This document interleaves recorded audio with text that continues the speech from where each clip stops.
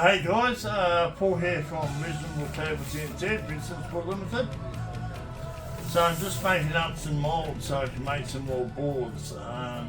These will be 600 by 300 millimeter. And it takes a bit of time to make these up.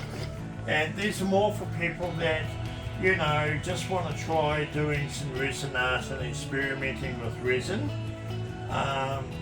So I make up these boards and these mold kits, or I can actually just sell you this as a kit. So you'll get the base, which is 18 millimeter MDF. You'll get the 2 long sides. You'll get the 2 short sides. You'll get the screws and everything you need.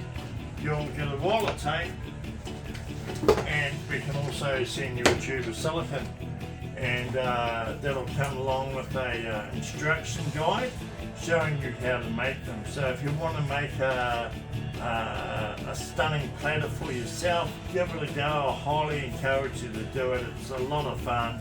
Get the kids involved, you know, go out there and collect some stones and shells and things off the beach, and then go home, and with our written tutorial and online video tutorial, you and the kids can have a real safe time making up your own pieces.